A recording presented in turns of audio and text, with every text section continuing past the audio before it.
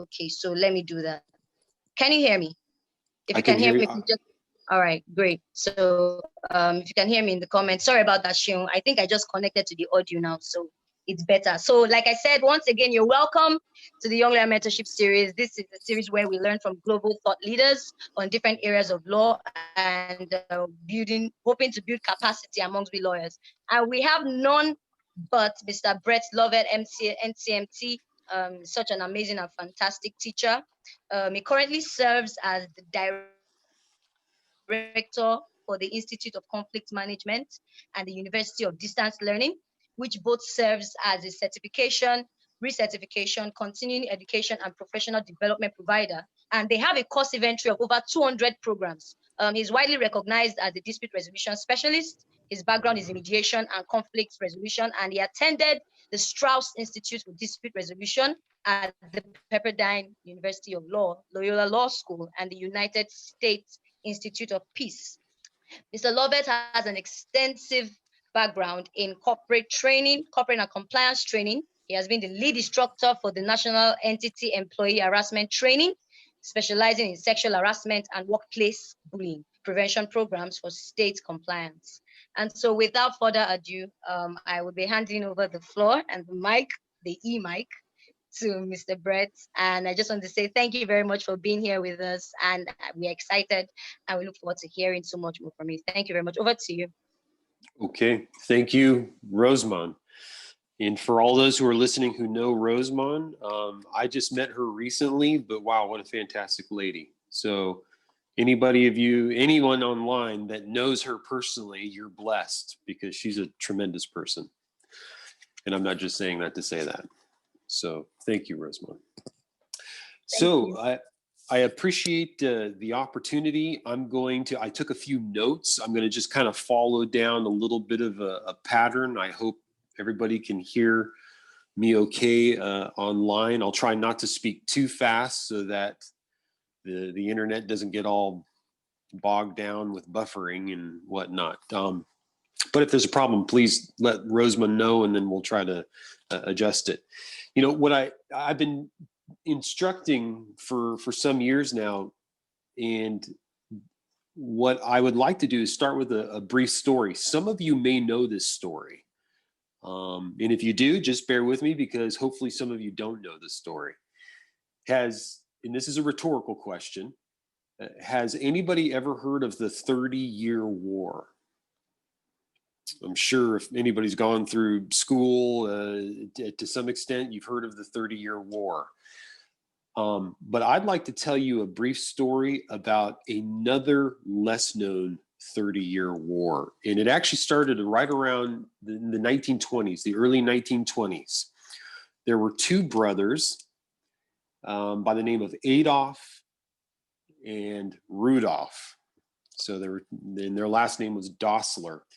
So before I go any further into the story, I want to ask the group that's out there, how many of you, and again, this is rhetorical, so you're just thinking, how many of you have a pair of Adidas shoes that you own, that are in your closet? Maybe you're even wearing them right now. You know if you do. How many of you have a pair of Puma shoes that you may have in your closet or that you may even be wearing right now? Some of you may have both pairs of shoes. So here's my question. Are you aware of the story behind those two brands of shoes that you may own, one or the other, if not both? Well, it started back in the 20s with Adolf and Rudolf Dossler, and they began to make shoes out of their parents' basement. And this is around 1922, 1923, somewhere in there. And they were in a little German town, and I'm not even going to begin to pronounce the name of the German town, but it's long, but it was in a German town. And this German town had a river that ran right through the middle of the town. So anyway, these two boys are making shoes, and they're pretty good. Rudolph was more of the designer, and Adolf was more of the people person. So Rudolph was really kind of behind the design of these shoes, which they called Geda, G-E-D-A, and it was short for another long name I'm not going to try to pronounce. but basically they were called Gita shoes. And they were popular in the area. So much popular that in 1927, they had grown to 12 employees. So here's 12 people working in the basement of Adolf and Rudolph's parents' house making shoes. And they got to a point in 1927, they're like, look, we need to find a bigger place to work out of, because they were doing so well. They continued to go well. Here was their big breakthrough. It was in 1936. Does anybody remember? Probably nobody remembers. In 1936, there was the Olympics, and the Olympics were actually held in Berlin. And this was their big breakthrough because a series of athletes from different countries, not just Germany, but a series of athletes from different countries wore Rudolph and Adolph's shoes, these Gita shoes. And actually, between the combined athletes that wore the shoes, there were 7 gold medals, 5 silver medals, and 5 bronze medals, all by athletes who had worn their shoes. Most notably, and here's another interesting bit, the United States big superstar at that time was kind of controversial because his name was Jesse Owens. And he was the first really major African-American superstar, sports superstar. So he got a hold of a pair of Adolf and Rudolph's shoes, and he wore those in the 1936 Berlin Olympics, of which, you know who was present. Adolf Hitler was present at that time. So kind of an interesting dynamic. Here, what Hitler and his regime stood for. Here's an African-American man from the United States wearing German shoes. Pretty interesting, isn't it? So that was their big breakthrough, especially with all the gold medals. Here's the point. These two were already doing well, and they would have skyrocketed in their business post-Olympics, 1937, somewhere in there. But what happened? What happened in 1940? WW2, right? World War II. And because of the World War, Rudolph and Adolf didn't really have a chance for the business to take off in the way that it probably would have. So the war interrupted that. Rudolph actually entered the war as a soldier. Adolf stayed behind. And at some point came back, and they picked up their business again and started working, with the shoes. Okay, so we went from 1927, friends, to 1936. Now we're post-war, about 1948, and something happens between the brothers. There's a fallout, and actually to this day, nobody really knows what happened between these brothers. There's some theories. And one of the theories is that Rudolph had some kind of something with Adolf, his brother's wife. Now, that's never been confirmed, but there was a rift so serious created in 1948 that the brothers decided to break apart.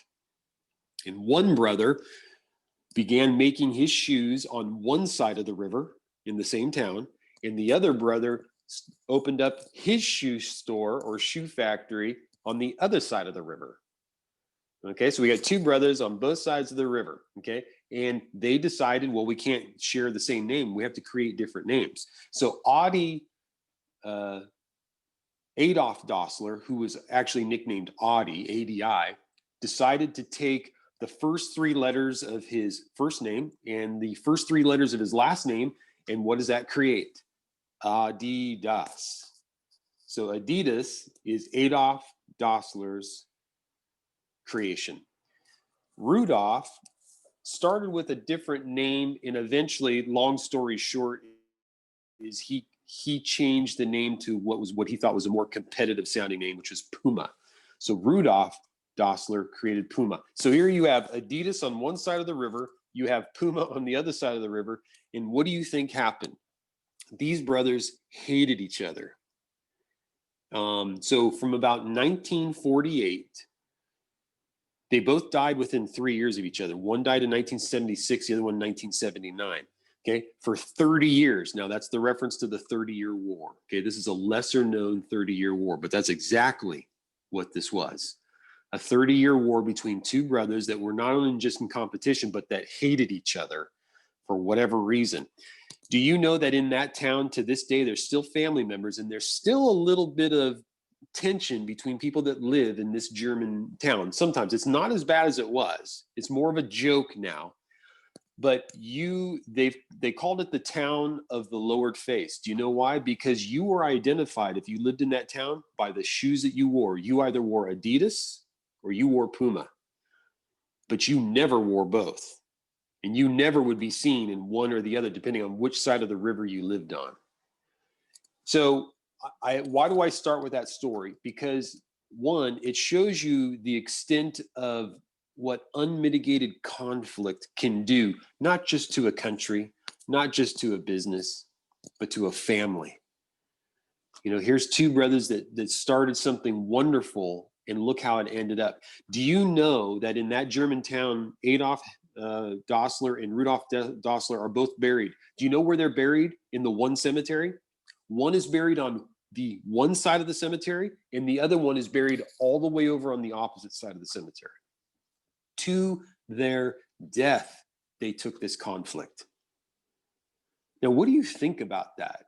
I mean, what you know, we all might have different ways of thinking about, you know, well, maybe it was this or maybe it was that, but could you imagine in your own families having such a rift over, you know, whether it was over business, whether it was over relations with others in the family?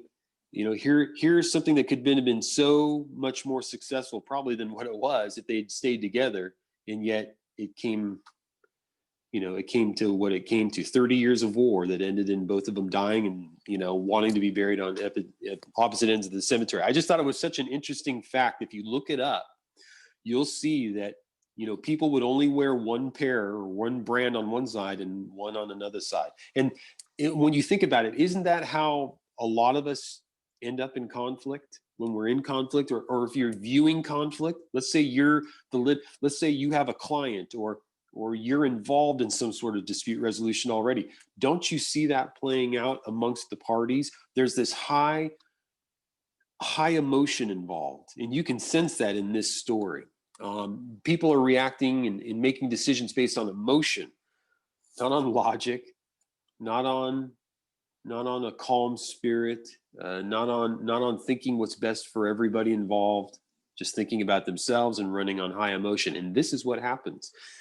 Now, at the time that they're going through this, what kind of dispute resolution mechanisms do you think were available to Adolf and Rudolf Dassler in 1948? I mean, the only one that I can think of and that I see at that time was largely litigation. So whatever they fought out bitterly between opposing counsels. Okay, that doesn't mean that dispute resolution wasn't available to them. I mean, they could have negotiated between the two of them, and they did to some extent when they separated the business. But that was just a get me by until they could get individually set up, and then they went right back to war. But if you think if they had been counseled by good friends or good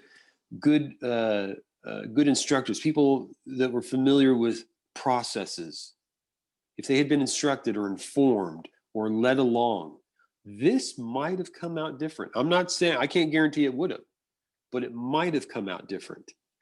And I hope you appreciate, and I want you to appreciate, everybody who's listening, that you have tools at your disposal as an attorney that you may be familiar with, or you may not be as familiar with as you should. Dispute resolution mechanisms, processes. We've got history and a track record of where litigation has done some good things. Okay? Not to say that litigation doesn't serve a purpose. Sometimes there's a rule of law, a very narrow, specific rule of law that needs to be applied. And we've seen that. But friends, more often than not, generally disputes revolve around high running emotions. And it isn't necessarily so much the rule of law that needs to be applied as people just need to be led along and help to understand that if they can get through or receive help to deal with high running emotions, then they can start to see more clearly. But generally we need guides for that. And that's where you come in. That's where you as sophisticated legal professionals come in. So everything doesn't have to just run away straight away to a complaint and to litigation. I'm suggesting, if you're not doing this already, to take a much more active interest in dispute resolution processes. That's what I want you to do. And that's what I hope I can highlight a little bit to you here. That's why I start with the story. Imagine if Rudolph and Adolf Dassler had been helped to understand, hey, why don't we sit down at a table and we'll get a third party to come in and maybe, even if the emotions are too high and you don't want to sit together, well, we can go in different rooms and we can go back and forth and work on something here. Or if you feel comfortable enough, we can sit in the same room. You guys can come up with the ideas and I'll just kind of be a communicator, or I can be, the third party could be a much more directive suggestion. But imagine if they had that available to them. Well, how would they know unless there was somebody to tell them? Again, that's where you come in. So I'm asking you rhetorically, everyone who's listening, I'm asking you, where are you at in your understanding? Where are you at in your knowledge? Where are you at in your understanding of how effective dispute resolution processes can be to you and to your clients? And not just to you and your clients, but everybody involved. Because isn't the bottom line, to rope everybody into litigation? What's the bottom line of why people seek counsel? They want to resolve. They may feel they're right or that the other party's wrong, but I'm not talking about that. I'm just saying, why do they seek help? Why do they seek counsel? It's because they want somebody to guide them in a process to a resolution. And litigation, most of the time, will fail in that process. Here's the reason why. Not because litigation's a bad, evil monster. It's because litigation doesn't take into account any emotion. It only applies rule of law. And humans are humans, friends. Okay? We're not rigid, narrow rules. We're humans. So when you take a human with emotion and you stick them into a process that has no emotion in it, and then you say, here's the outcome. How many clients have you ever serviced that may have not been, maybe even you even won the case, but your client wasn't really satisfied with the outcome? Well, maybe there's something there that we can do. Maybe there's something there that we can work on. Now, I know you are sophisticated, so I'm going to just quickly touch on these. Basically, when I'm talking about dispute resolution, here's how most of the world looks at dispute resolution. You have litigation, which is over here. Okay, so litigation's here. And then you have alternative dispute resolution, which is arbitration, right? Conciliation, mediation, negotiation. But I'm going to just, and this is just me, okay, this is my 2 cents, and you don't have to, agree with me on this. I have a real issue with arbitration being included in the ADR continuum. Here's why. I understand why it is. Because it's not the court, right? It's not the court. You're not in the court. You're not with the jury. I understand. So, because you're not there, it's alternative. Yes and no. Because an arbitration is what, friends? An arbitration is simply a stripped down court. Judges, litigation doesn't always have, courtrooms don't always have juries. Sometimes the judge makes the ruling, okay? And that's essentially what arbitration is. Now, we don't call them a judge. They're called trier of fact. They're not called judgments like in a court. They're called awards. So, friends, the wording is different, and you don't have a jury, but everything else is the same. So it is essentially a stripped down court. Here's the key factor of why I don't always like to include it in the continuum, is because in litigation, you have what? you have an outcome. And that outcome is win-lose. Somebody wins technically, because even the winner can lose. Somebody wins, somebody loses. In arbitration, when the award is given, it's a win-lose. It's zero sum. It's win or lose. So because it falls into that same category of a decision maker, saying somebody wins, somebody loses, I have a hard time including that in ADR, in the processes. So when I say ADR, what does Brett Lovett say? He's thinking negotiation, he's thinking mediation, he's thinking conciliation. To me, those are the true ADR processes. Okay, negotiation, what is that? That's when two parties or multiple sides of parties get together and they talk amongst themselves, generally not facilitated by a third party. Okay, it's direct. So negotiation is direct, settlement discussion, if you want to call it that. Doesn't mean there isn't a third party involved, but generally it isn't. Negotiation is a direct process between the parties. If that fails or doesn't work, or people have difficulty with that, then the next step is probably the most recognized step, which is mediation. And mediation is when you bring in a third party neutral. So what is the role of that third party neutral? To facilitate discussion. To facilitate discussion, to help, to guide, to lead. Okay, that's the role of a mediator, and all the while remaining neutral, holding confidentiality. So you're a guide. So if parties can't work it out on themselves in negotiation, then they can go to a guide, and that guide will help them come up with these ideas. Okay, my mentor taught me 5 of the best words, and they don't just relate to mediation. They're 5 of the best words I've ever heard, and I want to share them with you, and hopefully they resonate with you the same way. And here they are. Have you ever thought about? Why do I like those 5 words, and why are they so profound, especially from a mediator's point of view and a neutral? Is because you can say what you want to say without being directive.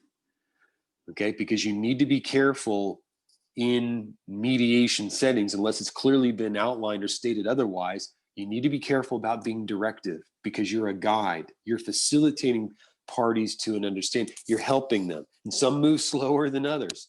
And this side may be way ahead of getting it than the other side is. And that's what the mediator's job is. He assesses these things. He or she assesses these things, okay, and works with them.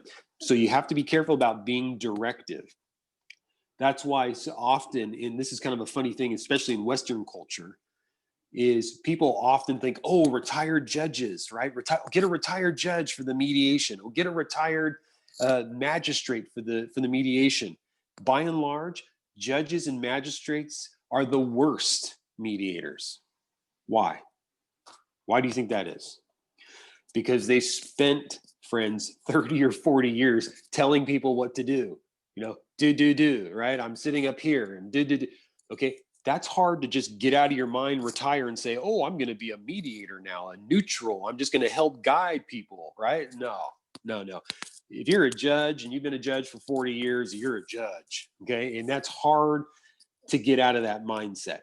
So I'm not saying they're all terrible. I know 1 or 2 judges, especially ones that came through Pepperdine's program when I was learning, were exceptional. You would have never known they were a judge. That's the point. You would have, unless they told you, you would have never known that they were judges, especially 2. So it can happen, but by and large, most of them are not, because they're used to being directive. So just to understand, there's a key element there of a good mediator is one who can lead. It takes patience, because sometimes when you don't have patience, you just want to say, okay, this is what you do. Why don't you get it? This is what you can't do that. You got to help them. So we have to work on our own personal patience, right? I was also told by my mentor, you cannot go into a case and mediate a case, no matter what it is, unless you've first mediated your own emotions on the matter. Okay, so there's another bit of wisdom that I carry with me that I've learned from those who are far better than I am at this. We've talked about negotiation, party to party. We've talked about mediation. helping, facilitating, guiding in a non-directive manner. Let's talk about the third one that's pretty well known, and that's conciliation. Conciliation and mediation get mixed up all the time, and they're kind of, everybody says, oh, well, just conciliate or just mediate it, because they're very, very, very similar, but there is a distinct difference between the two. In conciliation, parties enter into a conciliation with a third party conciliator, not mediator, because a conciliator is someone who actively is involved in the suggestions. Okay, so it is that directive person. So if you're in a conciliation, then you're going into that matter expecting the third party to say, okay, I've looked at the matter, I've looked at the briefs, I've looked at the situation, I've looked at, the evidence, or I've looked at whatever I've looked at, and here's what I think you should do. And he'll go into the other room, into the other party, and says, well, I've looked at the evidence, I've looked at all the things, I've talked to the other, here's what I think you should do. Okay, so that's a key distinctive difference between the two. Okay, so are the processes the same? Pretty much, but the difference is one is directive, one is not directive. Now, in a mediation, and hopefully I'm not losing everybody here, in a mediation, you can be directive. There's something called a mediator's proposal. Let's say parties have been at it for 8 hours, and you just can't help them they can't move past a certain point. You've tried everything that you can to help them move past a certain point. Maybe it's emotional for this side, maybe it's financial for this side, but you just can't get them. You need to get them here into a zone, and you just can't get them there. So you may do what's called a mediator's proposal, but the parties have to agree to it. If the parties agree to it, then the mediator can come in and directively say, hey, this is what I think you should do. Okay? So it can take place in a mediation, but you need permission to do it. Whereas a conciliation, you're going in with the understanding and the thought that that's what the individual is going to do. Okay? To me, friends, those are that is alternative dispute resolution, negotiation, mediation, and conciliation. There's actually another one on the dispute resolution continuum. It's called avoidance. It's actually on the continuum. Does anybody know anybody that avoids conflict? Like, I don't, I got to have a tough, forget it. Okay. So people employ dispute resolution in a sense without even knowing it, when they avoid, just completely walk away from something. Is that good? Sometimes it is. And sometimes it may not be, right? So again, that's where having good friends, a good circle, a good counselor, people that you can rely on, that understand and say, okay, well, maybe, have you ever thought about, see, there's those 5 words again. See, that is, you can say the same thing, but when you throw in, have you ever thought about, you're not actually saying, you're not directively saying what you want the party to understand. You're saying, what do you think about this? You're still getting the idea into their head, right? But you're doing it in a very neutral way. And if you're like me, I don't just think about in terms of legal, and I just think about life. I hope you can follow me on this. Have you ever thought about is a great way just to introduce any thought to somebody in society. It doesn't have to be in your formal work. How about the way you deal with your spouse? How about the way you deal with your siblings? How about the way you deal with somebody at the market?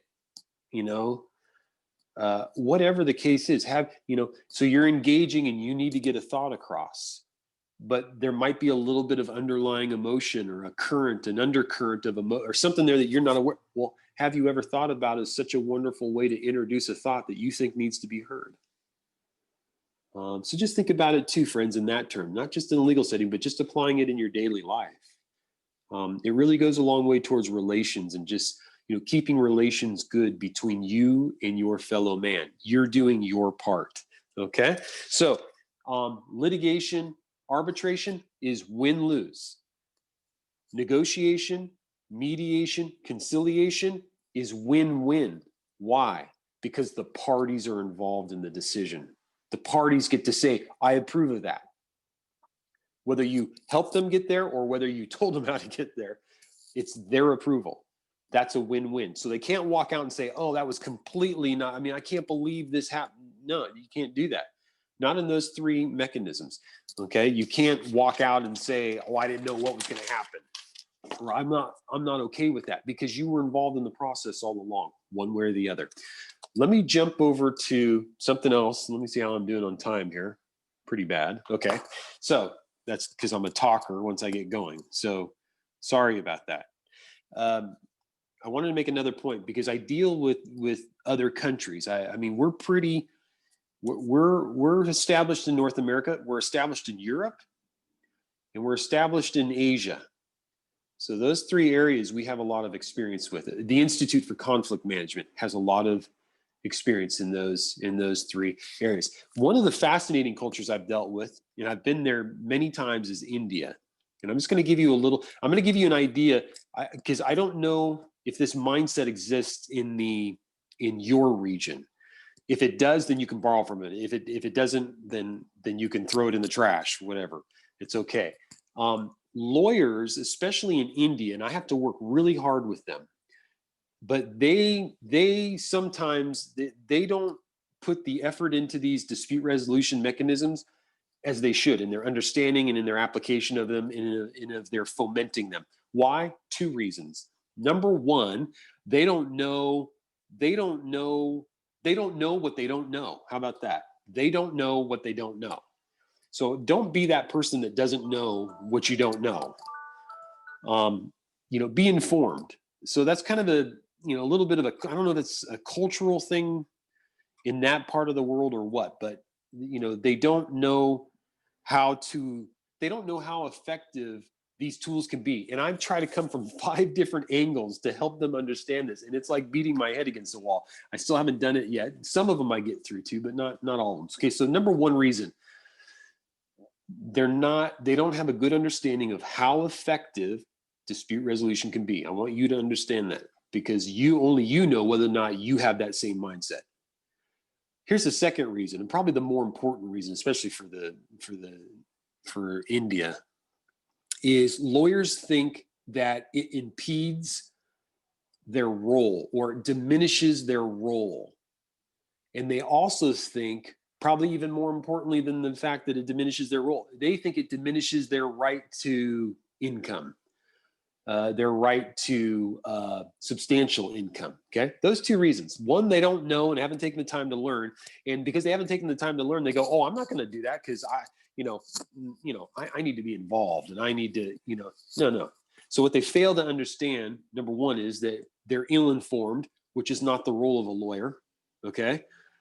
Number two is, nothing could be further from the truth that it diminishes the role. The lawyer's role in any dispute resolution process is critical, not diminished, critical. Because who's going to guide when you go to the doctor and you sit and you're laying on the doctor's bed, how do you feel? Do you feel in control and in command, and your emotions are right where they should be? No. When you go to the doctor, you're laying there and you feel what? Somewhat vulnerable. You got questions running through your head. You don't understand. And this could be this could be minor. Think about how your clients are when they come to you with a dispute. It doesn't matter whether you're going into litigation or you're trying to help them understand the importance or the effectiveness of dispute resolution. It can cost less money. Your case can be, it can be determined sooner. You don't have to wait for a resolution. There's so many more things that we can do, right? But think about how they feel. They're like that patient laying on the doc. The doctor's confident, right? Because he's been a doctor for 40 years. This is what I do. And he comes in and he or she's confident with what she says or what they say. But the patient is vulnerable. So I need you to consider how your clients may feel when they come to you. Okay, they may be feeling vulnerable because they don't understand the processes. You may understand them, but they don't understand them. And so they may be feeling a little bit uneasy about, well, what's going to happen? And so your role is diminished? Hardly. No, you are the caretaker of your client. So I'm talking from the perspective of, you have a client and you're taking them into mediation. Okay. So that's one way to think about that. You may also be the mediator. So think about that as the mediator, think about that for the parties involved that are not in the legal profession. There's where your empathy comes in. That, exercising empathy as a mediator, even towards the counselors, is critical. So you see, friends, it doesn't matter what your role is. You need to think outside of yourself, and you need to think about others, and you need to apply critical thinking and good decision-making when you're dealing with people, whether it's your client or whether you're the mediator dealing with multiple parties, including counselors and vulnerable people that don't understand the process. I hope that makes sense. And I hope that's something to think about there. And I don't know if that mindset exists in your region, but that certainly exists in the South Asian region. So those are the two things. I know I've beat this into the ground, but it's important. You need to be responsible and understand the effectiveness of these processes before you blow them off as not valuable, because they're more valuable probably than even litigation.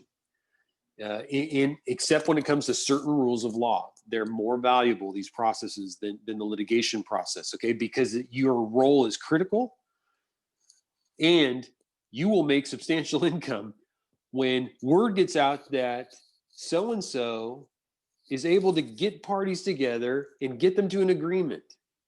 You may settle 10 cases in the time it takes you to litigate one, okay?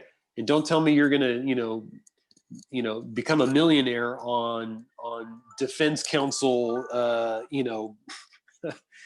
billing hours, okay? So it's just not there. But other regions, they're still trying to wrap their head around this thing that, no, this is better for you and your client. And I'm having to work hard with that. I don't know how hard I'll have to work with that in your region if I get to do more of these things, or if I get to do any instruction. But that, at least you see where I would be coming from in any instruction. Okay, so we're at 9:10 here. So let me just keep going. Let me just look quick here. A couple things I wanted to talk about. Is everybody okay, or do you want me just to get lost and never see my face again? That's okay too. Sometimes people tell me that, Brett, get lost. You're doing a fantastic job. Thank you. How about Nigeria itself? Anybody, how many of you know, how many of you are familiar with what took place between, I think, 1967 and 1970, which was the Nigerian what? Civil War, right? So the Nigerian Civil War. Does anybody know how there was a part, and forgive me, don't hang me if I get these facts wrong, because I'm kind of pulling these from the top of my head. There was a section there, or they called the secessionists. There was a part of the country that wanted to break away from the main part. I forgot what the name was. It was an interesting, I forgot, Briatha or something like that. Okay, so anyway, they wanted to break away. So there's this, and then you have the federal side. And these two leaders are at odds, right? They won't talk with one another. They don't, and there's some retaliation going on between, literally people's lives being taken. Okay, so it's serious civil war. But are you aware of how and why that came to a conclusion in the way that it did? It really centered around three individuals, international individuals that basically inserted themselves in that conflict between the two government heads, and basically just carried messages back and forth, because what they tried to do is they tried to get the two leaders to meet. And I forgot their names. Gawan, I think, was one. Can't remember what the other gentleman's name was. They tried to get him to meet over the course of 3 years. At the end of the 3 years and at the end of the conflict, they actually never got the two leaders to meet. But you know what they did do? They got them to communicate. And these three mediators carried messages back and forth, and sometimes at risk to their own life, and got these two leaders to communicate. There you go. Thank you. I see it in the questions there, or I see it in the response. Okay, so you're familiar with it. Okay, but are you familiar with the process that basically resolved that civil war? It wasn't through litigation. It wasn't through one side destroying the other side. It was through mediation. It was through communication. especially carried on by 3 specific individuals at risk to themselves, to their own life. Interesting thing is, again, the 2 leaders never actually met together, but they communicated through these 3 individuals. You can do more research on that. I'm not going to talk more because I might be saying, I don't want to give inaccurate facts. But if you didn't know that, your own country has benefited from basically shuttle diplomacy, shuttle communication. Got 2 leaders to put aside. The secessionists were afraid that if they abdicated, that there would be retaliation and a slaughter. That's what they were afraid of. And the mediators involved helped them to see that that would not take place or not be the case. And those secessionists essentially abdicated and no retaliation took place. So it's a great story that applies directly, to you and to your region. Between 1918 and 2001, there were 438 recorded international crises. I'm not going to tell you what qualifies as international crisis because we don't have time for that. 438 international crises between that 80-year period, okay? 128 of them were mediated. Excuse me. 128 of them were mediated. Now, if you want to break it down, post-Cold War era, so we're talking about basically the 1980s to 2001, right? I told you 1918 to 2001, roughly 80 years, 438 international crises, 128 of them mediated during that 80-year period. Post-Cold War era, so the 1980s to 2001, essentially what, 21 years? 50% of those conflicts were mediated. So do you see a little pattern there? Same thing. That's why I start off with the Puma Adidas story. They were in that pre-Cold War era. I mean, it was just, there was nothing available to them.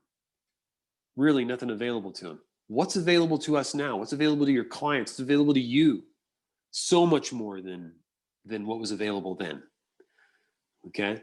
So if I can get your mind thinking in those ways, then that's what I want to do. Friends, remember this. It's all about outcomes. It's all about outcomes. You need to ask yourself, what's the outcome that I'm looking for? You need to ask your clients, what's the outcome you're looking for? As a counselor, as a mediator, as a neutral, you still want to ask your parties involved, what outcome are you looking for? And then you begin to work with that. Okay? How am I doing on time here? 9:16. Can I tell one more really quick story that highlights, Rosemond, that highlights why dispute resolution really is superior to litigation? Yeah, I can do it in a couple minutes, and then I'll make a closing comment, and then we can do questions. Is that fair? Okay. Yep. All right. So I'm a big proponent, obviously. I mean, if you haven't figured it out by now, I'm a big proponent of dispute resolution. Period. Unless there's a specific rule of law that needs to be applied, which is more often not the case than is the case. So we should have a small fraction of litigation, and we should have a huge docket, whatever you want to call it, of dispute resolution mechanisms employed. That's really what our systems, no matter where you live, should look like. But here's an example of why it's superior, why dispute resolution is superior to litigation. Here, not far from where I live, a lady one day took her children, she had 2 children, 2 young children, took them to the park. Okay, so it was a city park, huge park. I know where this park is. It had this park isn't just like a little, circle area with little swings. This was a huge, think of Central Park in New York. That's kind of how this park is. It had rolling hills in it, some rolling knolls, little wooded area, bike paths, things of that nature. Beautiful. So this lady, this is about 20 years ago, this story, okay? She takes her 2 children, one is barely walking, the other one's a toddler. So they're a couple years apart, but you're looking at probably 1.5 and a 4-year-old, somewhere around there, from what I can remember. So she lays out a blanket on the knoll, on one of these little knolls, right? Kind of in this little ridge and kind of up on a little bit of a, kind of tucked away in this like little valley thing, kind of a ridge over here, and a ridge over here with the woods behind her. And she's just looking out over the park. The youngest one begins to run off somewhere. So she goes off to grab the toddler, to grab the young one that's walking off. The 4-year-old had fallen asleep. He was taking a nap. It was a boy. The other one was a girl. The 1.5-year-old was a girl. In the time that she went to go get the 1.5-year-old that had run off, a park ranger, if you know, a county park ranger, was driving was driving and making his rounds around the park. He came over the knoll and did not see the blanket or the sleeping child, and he ran over the child. He ran over the 4-year-old, and he passed away.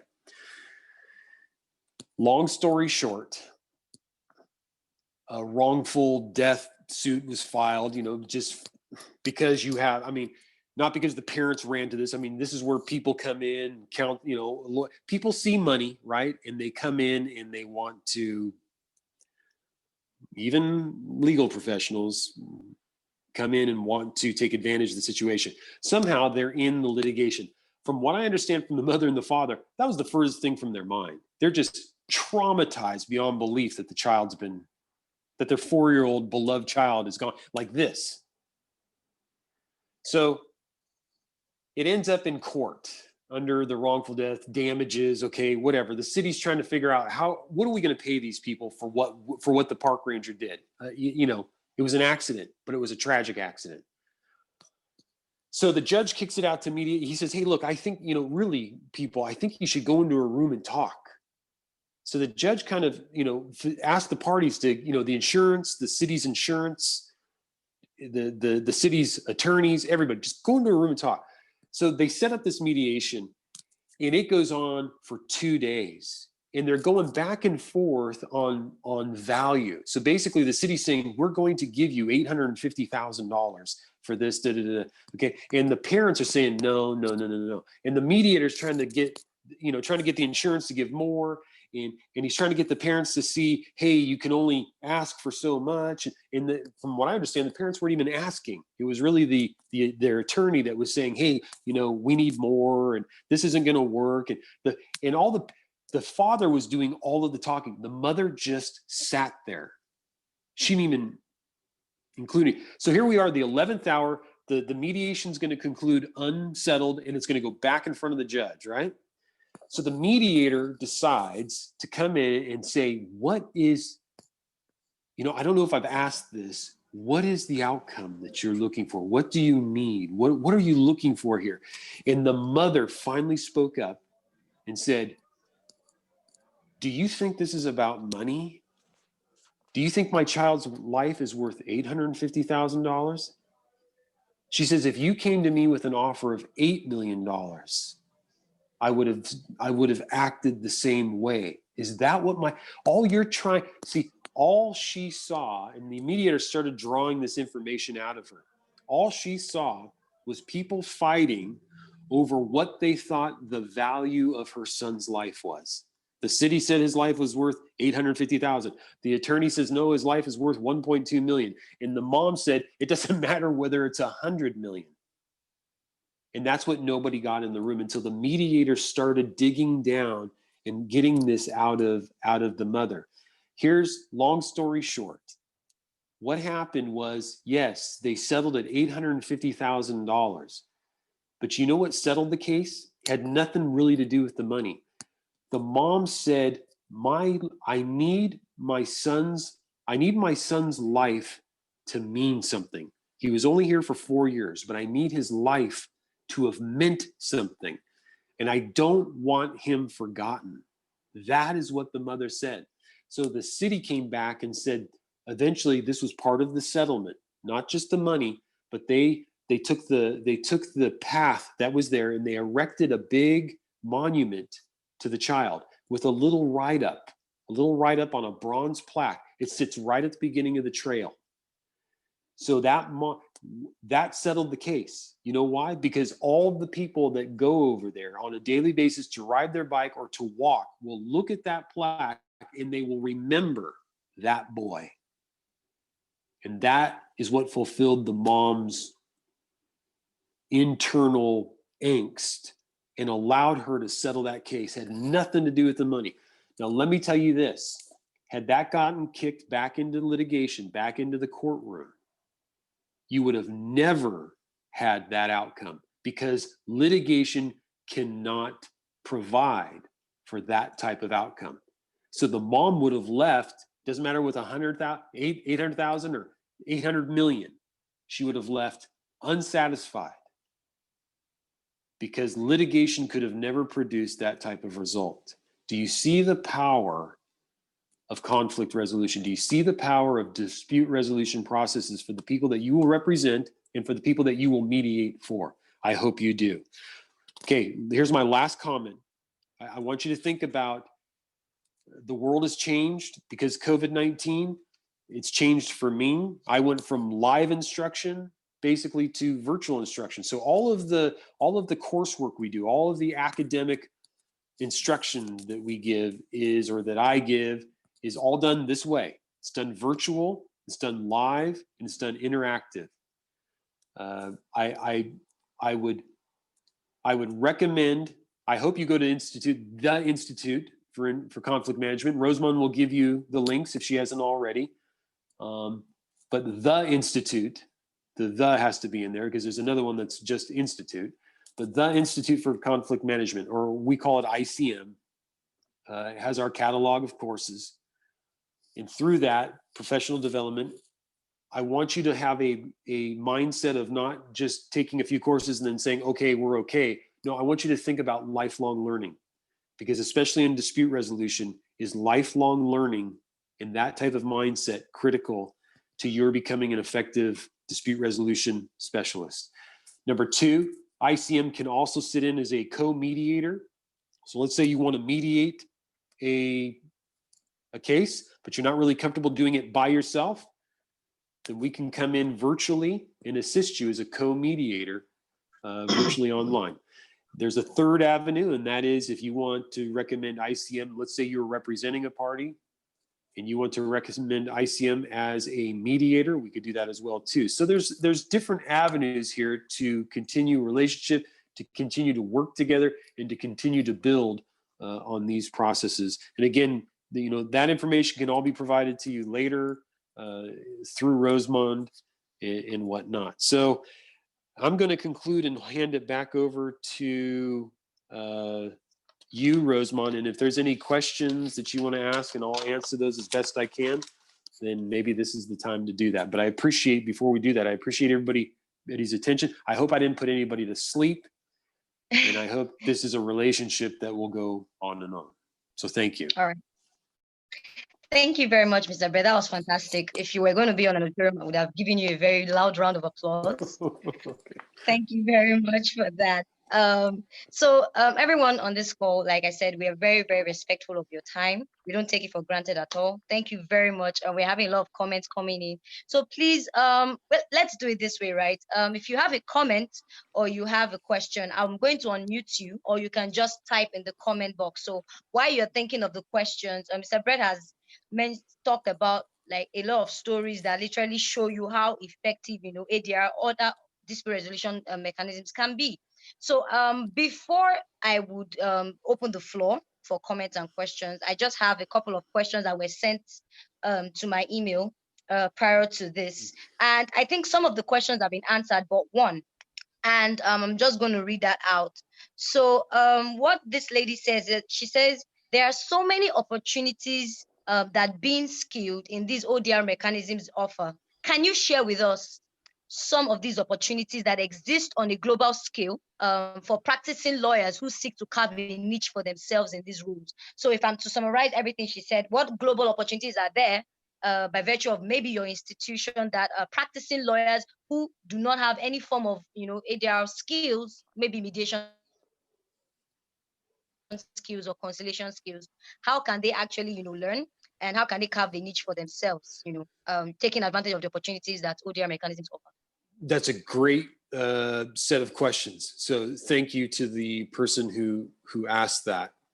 The one part of the question is easy to answer. Generally recognized, and this is an international standard, is that your first step is 40 hours of training. 40 hours of training. So yes, the Institute for Conflict Management offers a 40-hour certification, and that is the bare minimum that you need to basically be able to go into. If you were here, let's just say you were here in North America, you basically can be able to go into the courts and say, I've got my 40-hour certification. Does that mean you're going to get work right away? Well, I think even you know that that's not how it works. In this field, people need to see you. They need to interact with you. They need to get to know you a little bit. They need to get to see how you use these skills. We can teach skills all day long, but those skills combined with your disposition are really what's going to make you able to carve out a niche perhaps better than somebody else, because not everybody can take the skills of a mediator and say, I'm a mediator. And like we all go out there and we're all the same. No, if there's 1,000 different mediators, even if we're following a process, there's 1,000 different intricate nuances to each one of those mediators. And some people are going to resonate better with some than others. And I'm frankly telling you, some are better mediators than others. I gave you the example of the judges. Okay, there's plenty of judges walking around, like I'm a mediator, and they probably think they're the best mediator there are. And I've sat with them and said, oh my goodness, you should have really retired like from everything, like not gone into mediation. So what I'm saying is, you start with the 40-hour certification. That's what you start with. That's the international standard, okay? The 40-hour certification. We offer that at the Institute for Conflict Management, and I'm not trying to toot my own horn here or toot our horn, but you're not going to find the fee for that 40-hour certification anywhere near what anybody else is offering. We want people to learn. So we set the fee for that at a price that anybody in the world could take. So do your research and go see what the Institute for Conflict Management offers it at and what everybody else offers it at, and you'll see a chasm difference. And you've seen me, so you know what the instruction is going to be like for you or for some. So I encourage you, go to the Institute. I'm not shy about that. I'm not going to say, there's a lot of things out there. And there's a lot of things you can go to. But I believe we've carved out a niche ourselves. And I'm sorry for the long-winded answer here. I believe we've carved out a niche for ourselves because we know how to relate to people. Not everybody knows how to relate to people. And some are just offering certification just because they want to do it on a conveyor belt. We don't do that. We want to offer the certification, but if you take that certification course, you're not going to get 15 different people. You're going to get me. You're going to get me and maybe one or two other legal professionals.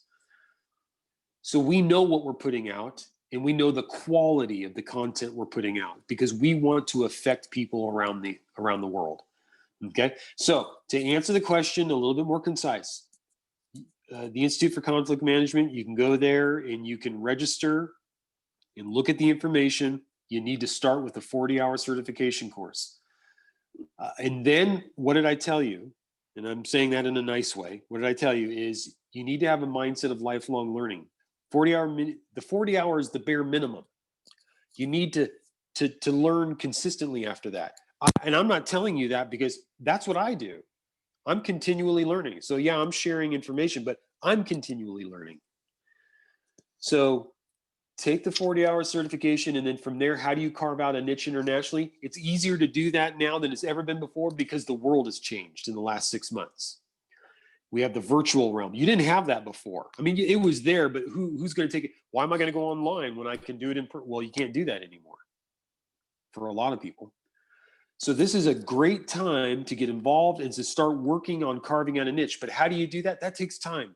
You got to interact with people. You got to say, hey, I've got this training. You got to use techniques that nobody else is using. Maybe somebody else is a mediator. You go, oh, I'm not going to get the work because they're a mediator. No, maybe you're a mediator that has understanding, but that person doesn't. And that person maybe been practicing for 20 or 30 years. You don't know, but you know what you know. And so that's how you carve out a niche. You continue to learn, you apply it, and you talk to whoever you can. You don't look at other people and compare yourself to other people. You just do what you do, and that work will come.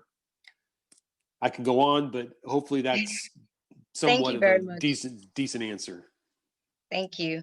So we have one question. Okay. I'll just take just one more question for time. I know a lot of us have been on this call for about an hour. Thank you so much. So Abiola asks, I'm not sure if you've answered this question before, but she says, are there opportunities to practice or shadow mediators upon completion of the 40-hour certification? I think you've answered that.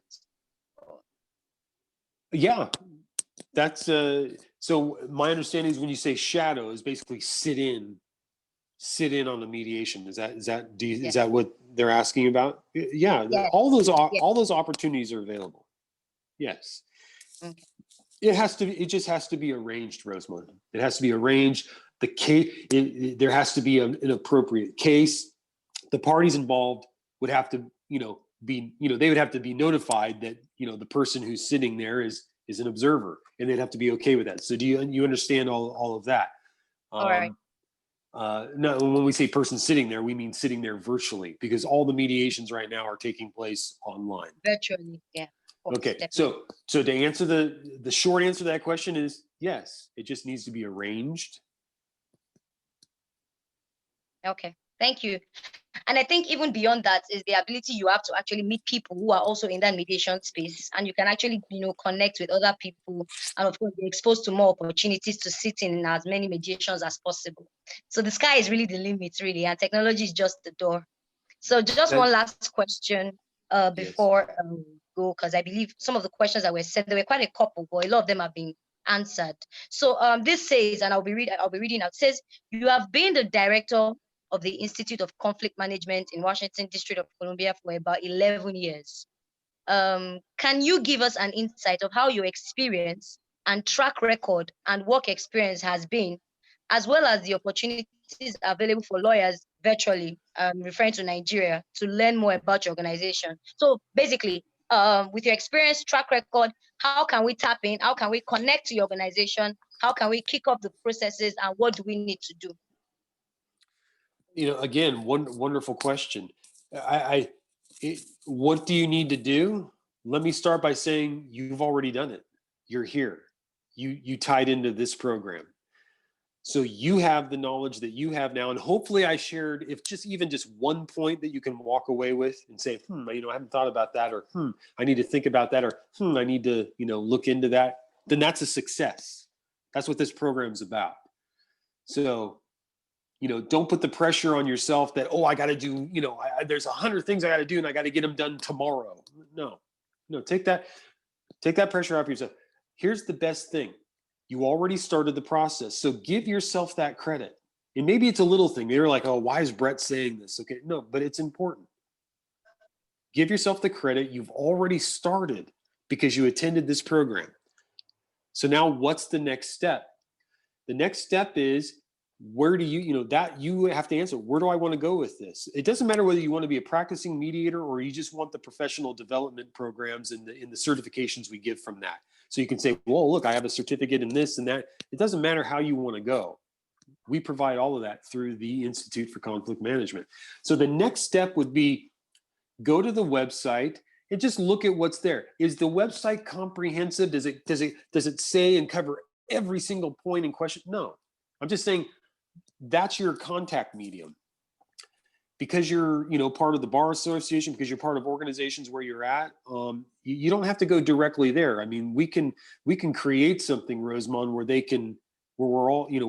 can come through you to the Institute. We can do a much more collaborative thing. So I would actually prefer, for relationship reasons and just for continuity, that we don't just randomly send our guests to the Institute, because then I don't know who's coming from where and who talked whatever. what I would prefer is that you and I and whoever the decision makers are say, hey, why don't we develop this conduit? And we can, in whoever wants to get the training, or if whoever wants to sit in on a mediation, or whoever wants to use the Institute as a possible mediator, or use the Institute as a possible co-mediator, all that should just funnel through the same source. So I think that's something you and I need to address with whoever the decision makers are anywhere else. But obviously, for the time being, people can go directly to the Institute website and see what's there. Okay. If you can post a link, a link to the to the website, then have them start there. But for if we're going to make this robust, that starts with you and me, and I think that's something we should explore if the interest is there. All right. Thank you. Definitely. I just posted the link on the website. So we'll definitely keep in touch. Of course, after now, we're going to have a very lengthy discussion on how we can literally make this available across board to as many persons, young lawyers in my country as possible. So that's it. One last question just dropped on my personal private page. That's going to be the last question, unfortunately. I think this question has been answered, but I will just read it out so that we can round off at least before 5:45. Says here that to what advantage does having these other ADR skill tell on lawyers who they don't have any ADR experience? So what she's basically saying that how do these skills literally leverage on the experience that I have? If I don't have any, how does getting these skills help me in my practice? Basically, I think that's it. Okay. I forgive me if I don't answer the question in the way that you're looking for, because I'm not sure. That's a little bit ambiguous for me, but I'm going to take it in the direction that I think they're coming from. How do you leverage if you don't have the skills already with your practice as it is now? And forgive me, Rosemond, you actually might have said it was kind of addressed a little bit. I think it was in this way. You may be the best litigator in Nigeria, okay? Whoever is on this program, all of you, or individually, or one of you may be the best litigator there is. The best litigator in Nigeria, the best litigator in the world, who has no ADR understanding or foundation or knowledge to tap into is merely, in my opinion, a mediocre lawyer. And so maybe it's, how can Brett, I've done this with billion-dollar corporate. Yeah, okay, great. So you've facilitated billion-dollar contracts. You're still a mediocre lawyer for this reason. ADR puts you in touch with people, not just the rule of law. So how do you leverage? How does it make your practice better? It makes your practice better because it makes you a better person. Law school doesn't teach you how to be a better person. Law school teaches you how to take a test. But dispute resolution teaches you how to be a better person. And if you can apply that in your own life, you can apply it in your family's life, then you can apply it in a client's life. And that's how you leverage, in my opinion. Thank you. Amazing. You just hit the nail on the head, Brett. Like you actually did. Thank you so much. So is there any comment, any last question for the house? For everyone that registered, I have your email addresses. So I'll be sending you direct links, how you can get in contact and in touch with the institution. And I think at this point, we'll most likely round off. Any last words, Mr. Brett, before we go and we continue from where we started? Again, I appreciate the sophistication of everybody online. I'm not the guru, okay? Here, I'm going to give you another thing that my mentor taught me. It's better to be the guide on the side than the sage on the stage. And I truly believe that. And I try to, hopefully that came across today. I really try to live by that. I hope the more of us that live by that, the less conflict we're going to have in the world. I think when people stand up and demand their rights and demand this and demand that, that's why we end up in conflict. You know, I know that's oversimplified, but it really is that. When we start thinking more about other people than just ourselves, you know, because society kind of puts that pressure on us. It's not that we're evil people doing this. It's just that society puts that, and we kind of fall into that. Well, we have to fight against that. Well, guess who helps us fight against that? People like Rosemond, people like me, people like every one of you that are on this call. I'm not disparaging litigation. What I'm saying is it has its place, friends, and it's about this big. So if whatever you're doing in litigation fits in here, great, because dispute resolution is this. And that's where we need to go. Don't look at this as the end. Okay, we had this discussion. You gave me your time. I hope I didn't waste it. This is not the end. This is the beginning. So if you want more interaction with me, if you want to talk, well, that's what we're talking about. Let Rosemond know. So here's my call to action for everybody on here. Let Rosemond know. And if we're going to do stuff, don't do it individually. Let's do it as a group. You know, if we're going to take some we got 10 people that want to take the certificate. Well, then let's get that. There's a class. We'll get everybody together. Don't just do it randomly. Let's organize this and do it well. And if we do it well, then guess what? That's going to spread out into the community. And if that spreads out into the community, friends, then that's going to spread out into the nation. And if that spreads out into the nation, that's going to spread out across the continent. And if that spreads out across the continent, it's going to spread out across the world. And it starts with you. Right here, right now. Thank you. Thank you very much. Amazing. Thank you so much, everyone. You've heard from the master. He says he's not a master, but I beg to differ. It's not easy having 11 years of experience in anything. So it's fine. He can be quite humble, I know. So thank you very much, Mr. Brett. We're so grateful. Can we say thank you to our facilitator? Please don't be silent on us. Can we have comments? Thank you very much. Tony says thank you. That was very impactful. We have a lot of questions. We have a lot of comments here. It says thank you very much. Very interesting session. We're going to definitely carry this forward. We're going to carry this forward, and we can't wait to start taking classes, participating in the sessions, and actually building our skills as mediators, because, well, a lot of clients actually want this. We have another comment, very interesting and informative session. Thank you. So we want you to learn, we want you to take whatever it is that you've gotten from this and apply it in your practice.